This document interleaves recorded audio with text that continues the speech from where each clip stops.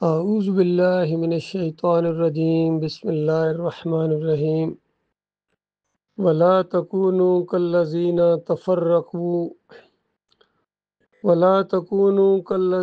تفرقوا واختلفوا من بعد ما جاءهم البینات واولئک لهم عذاب عظیم۔ سورہ آل عمران کی 105 نمبر آیت فیصلہ کن ہے، اور اگر اس کے اوپر ایمان لایا جائے دل کی گہرائی کے ساتھ اور اس کو مان لیا جائے تو آج نہ صرف مسلمانوں کے سارے مسائل حل ہو جائیں بلکہ پوری دنیا میں امن و سکون آ جائے اور سارے مسلمان تفرقہ بازی کی بجائے وہ آپس میں ایک پلیٹ فارم کے اوپر اکٹھے ہو جائیں۔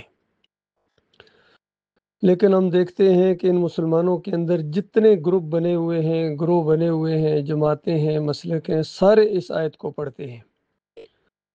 اور سمجھتے یہ ہیں کہ صرف وہ ہیں جو اس آیت کو مانتے ہیں، باقی دوسرے جو گروپ بن گئے ہیں، دوسری جماعتیں ہیں، وہ سب اس آیت کے انکاری ہیں۔ بریلوی بھی یہ آیت پڑھتے ہیں، دیوبندی بھی پڑھتے ہیں، اہل حدیث بھی پڑھتے ہیں، سلفی بھی، حنبلی بھی، جتنے ہیں سارے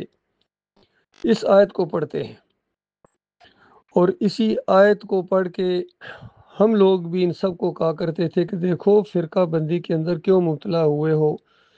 جب اللہ کی کتاب ایک ہے، آخری نبی محمد صلی اللہ علیہ وسلم ایک ہیں، قبلہ ایک ہے، تو پھر کیوں تم فرقوں کے اندر بٹے ہو؟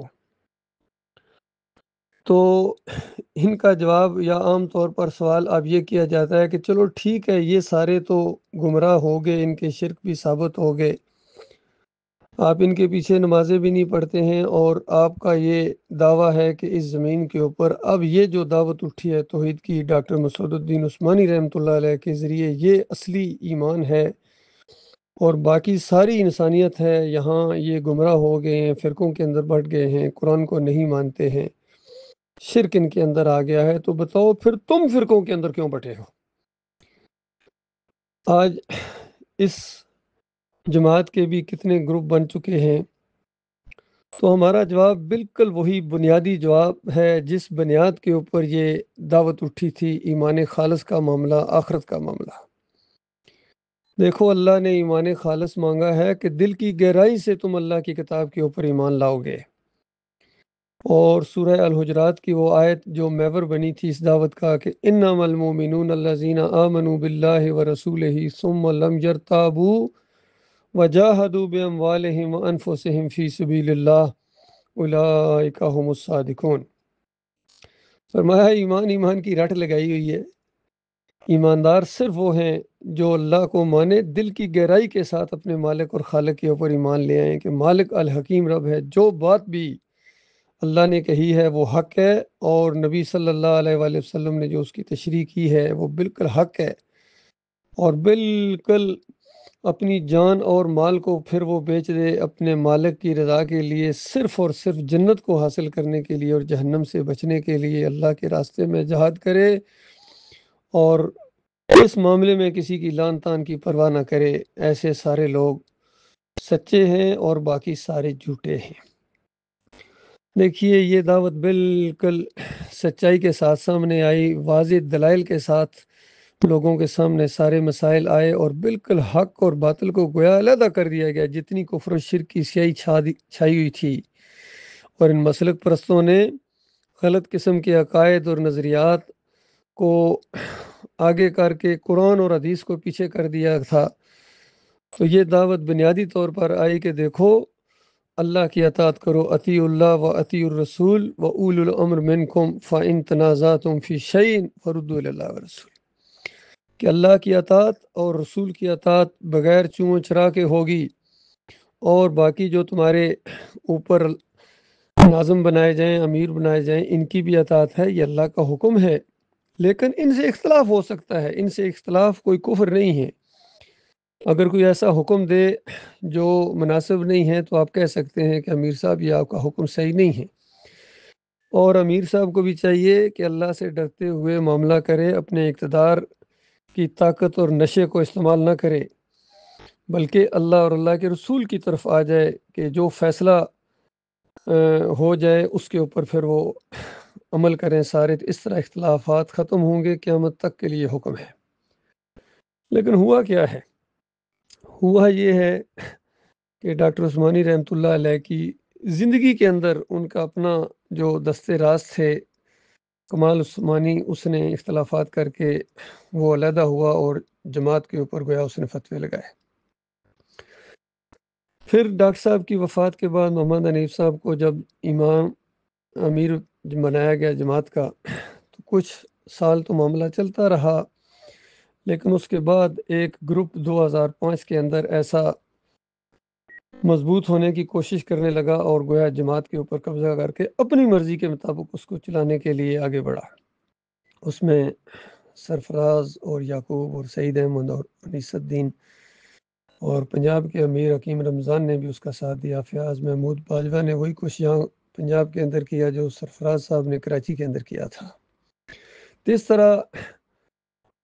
فیصلے کے لیے قرآن اور حدیث کی طرف لوٹنے کی بجائے، حالانکہ فیصلہ ہو گیا تھا، ان کو فیصلہ اعظم صاحب نے کیا تھا جو ایک سینئر ساتھی تھے، اور بہرحال آپس میں پھر گلے ملے اور سارا معاملہ ہوا سب لوگوں نے، لیکن جو کیڑا اندر پل رہا تھا سرفراز کے اندر اور یعقوب علی کے اندر، وہ اس کیڑے کو یہ دبا نہ سکے، اور محمد حنیف نے بھی ان کو اس کیڑے کو اور ہوا دی، اور اس طریقے سے وہ ایک گروپ علیحدہ ہو گیا۔ اور محمد حنیف صاحب نے بجائے اس کو ان کو اور زیادہ سمجھاتے یا معاملہ کرتے، انہوں نے پرچے نکال دیے کہ یہ باغی ہیں، ان کے اوپر نظر رکھی جائے اور انتشاری ہیں۔ اس طرح یہ گروپ بازی کا انداز سامنے آیا کہ دیکھیے کس طرح امیر اپنی طاقت دکھا رہے ہیں۔ انہوں نے بھی امیر کے اوپر اور جماعت کے اوپر کفر و شرک کے فتوے لگائے، اور انہوں نے کہا کہ اب یہ فتویٰ پلٹا ہے، لہذا اب یہ باغی بھی ہیں اور یہ مرتد ہو گئے ہیں، گویا اس انداز سے چیزیں سامنے آئیں۔ پھر یعقوب صاحب نے جب چند دن بدر الدین صدیقی کو امارت دی، ان کے نام کو استعمال کیا، اور اس کے بعد خود سرفراز نے ان کو بٹھایا امارت کے اوپر، تو بجائے اس کے کہ کم از کم وہ کام تو نہ کرتے جو محمد حنیف نے کیے تھے ان کے ساتھ، انہوں نے وہی کام کیے، کیونکہ پیچھے شیطان ڈوریاں ہلا رہا تھا۔ انہوں نے اپنے لوگوں کے اوپر اسی طریقے سے فتوے لگائے، اور جس نے بھی اختلاف کیا، چاہے وہ اس وقت سچ ہی کیوں نہ کہہ رہا ہو، لیکن انہوں نے باغی اور انتشاری کے فتوے لگا کر اختر بیگ اور دائیوں کو اور ان کے گروپ کو علیحدہ کر دیا، یا وہ ہو گئے، اور دوسرا گروپ یہ بدر صاحب کے بچے اور فیاض محمود، یہ اس مسئلے کی وجہ سے علیحدہ ہو گئے یا انہوں نے علیحدہ کر دیا۔ اس طریقے سے پرچے نکال دیے گئے کہ یہ جماعت کے باغی ہیں اور انتشاری ہیں۔ بالکل یہی انداز پھر آگے آ کے معراج الدین صاحب نے کیا، جب یہ اسی انداز سے دعوت آگے جا رہی تھی۔ ڈاکٹر مسعود الدین عثمانی رحمۃ اللہ علیہ کے جو اصلی ساتھی تھے، ان کی ساری باتیں جو قرآن و حدیث کے مطابق ہیں، فہم ان کا، ان کی تشریح تفسیر بالکل اسی کو لے کے آگے بڑھ رہے تھے، اور ان کے دماغ کے اندر ایک ایسا وہی کیڑا آیا اپنی بڑائی کا اور فتوے لگانے والے انداز کا، اور انہوں نے فتویٰ لگا دیا کہ جو ویڈیو کے ذریعے جو توحید پھیلائی جائے گی، یہ جو ہے نا، یہ قرآن کے خلاف ہے جی۔ یہ ڈراوے اسی طرح محمد حنیف بھی دیا کرتے تھے کہ جو یوسف علیہ السلام کو نہیں مانتا وہ قرآن کے خلاف ہے جی، قرآن کی آیات کے انکاری ہیں جی۔ اور انہوں نے بھی اسی طریقے سے ڈراوے لگانا شروع کر دیے کہ وہ حدیثوں کا انکار ہو جائے گا جی۔ ان کو بتایا کہ دیکھو ڈاکٹر مسعود الدین عثمانی رحمۃ اللہ علیہ کا فتویٰ ہے کہ ایمان اور اسلام کے لیے ویڈیو کا استعمال یا جو ٹی وی کا استعمال ہے یہ جائز ہے۔ اسلام اور ایمان کے اوپر زور دیا ڈاکٹر عثمانی رحمۃ اللہ علیہ نے۔ اور اب جو کوئی چیز اگر راستے میں آ سکتی تھی وہ یہ کہ وہ تصویر کی حرمت کے بارے میں جو نبی علیہ السلام کی حدیث ہے، تو ڈاکٹر صاحب نے کہا یہ تصویر کے زمرے میں نہیں آتا ہے، میں یہاں تک پہنچا ہوں، میری رائے یہ ہے کہ اس کو استعمال ہونا چاہیے۔ تو اس انداز سے دیکھیے کتنی صاف بات ہے، بالکل صاف بات آ جاتی ہے سامنے، لیکن وہ کیڑا جو ہوتا ہے، جو اختلاف والا کیڑا ہوتا ہے، جو اپنے آپ کو بڑائی والا کیڑا ہوتا ہے، وہ اس معراج الدین کے اندر تھا۔ اس نے وہ فتنہ برپا کیا، وہ ہنگامہ برپا کیا، اور کتنے لوگوں کے دماغ خراب کر دیے اس نے، اور اپنا ایک گروہ علیحدہ بنا کے۔ یہ ہوتا ہے، اس وجہ سے یہ گروہ بنے ہیں۔ جب تک یہ کیڑا نہیں مارو گے یہ گروہ بنتے جائیں گے۔ اس آیت کے اوپر غور و فکر کرو اللہ کے بندو اس آیت کو کون کون مانتا ہے یہ پتہ چلے گا اس کے طرز عمل سے اور اس کے عقیدے سے۔ باقی ہزار کہتا رہے میں فرقے نہیں بناتا ہوں، میں فرقے نہیں بناتا ہوں، جب فرقے بنا چکے ہو تو اب اس کے بعد کیا حیثیت رہ گئی ہے؟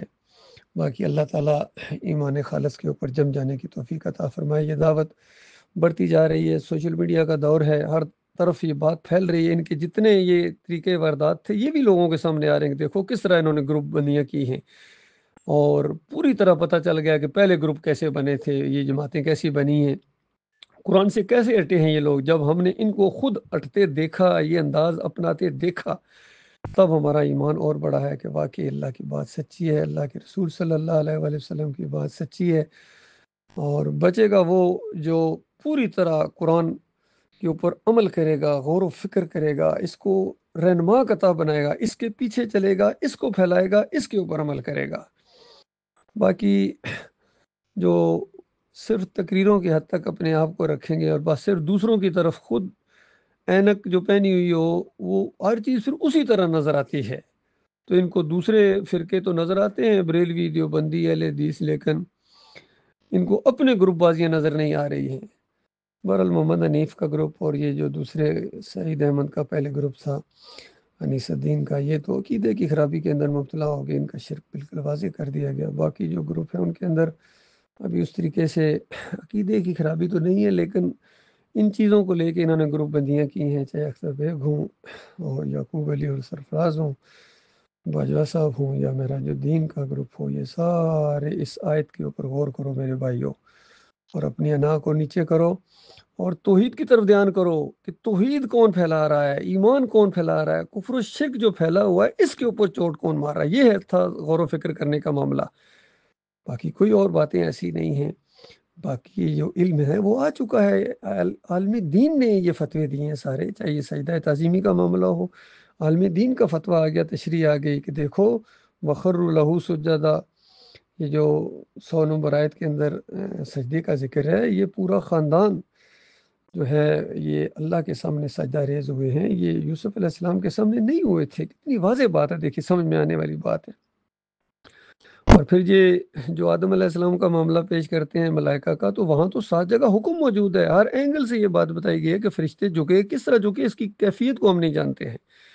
اس کی نوعیت کو ہم نہیں سمجھ سکتے ہیں، کیوں اور کیسے کو بحث میں لائے بغیر ہم مانتے ہیں۔ جتنی بات اللہ نے بتائی ہے اس سے زیادہ تفصیل اللہ نے نہیں بیان کی ہے، نہ نبی صلی اللہ علیہ وآلہ وسلم نے اس کی کوئی وضاحت کی ہے، تو اس سے آگے جو بڑھتا ہے تو پھر اس کے دل میں جائے گا، کیونکہ کچھ لوگ ایسے بھی پیدا ہو گئے ہیں جو اس سجدے کے بھی انکاری ہو گئے ہیں۔ یہ اصل میں اسی طرح کا معاملہ پیش ہے جس طرح محمد حنیف نے آدم علیہ السلام کے اس سجدے کو دلیل بنا کے کہا کہ دیکھو وہاں سجدہ ہوا نا جی، ملائکہ نے کیا نا جی، تو وہ تو شرک نہیں ہے نا جی، تو یہاں یوسف علیہ السلام کو بھی ہوا جی، یہاں بھی شرک نہیں ہے۔ دیکھیے کس طرح کہاں کی بات کہاں لگا دی۔ اب شیطان کا دوسرا وار ان دوسروں کے اوپر اس انداز سے ہوا کہ دیکھو جی یوسف علیہ السلام کو سجدہ ماننا شرک ہے نا جی، جی شرک ہے جی، تو پھر وہاں بھی جو ملائکہ نے سجدہ کیا وہ بھی شرک ہو جائے گا نا جی، وہ بھی کوئی نہیں ہوا نا جی، وہ اللہ کو ہوا تھا نا جی۔ تو اس طریقے سے قرآن کے ساتھ ان سب نے کھلواڑ کھیلا ہے۔ تو باقی اللہ کی جو بات ہے، جہاں اللہ کا حکم موجود ہے اس کو ماننا ہے، اور جہاں حکم نہیں ہے اپنی طرف سے حکم دے رہے ہو، کس طرح مانو جماعت کے اس نظم کے ڈنڈے کی وجہ سے منوا رہے ہو، تو کون مانے گا تمہاری بات؟ اللہ تعالیٰ غور و فکر کرنے کی توفیق عطا فرمائے۔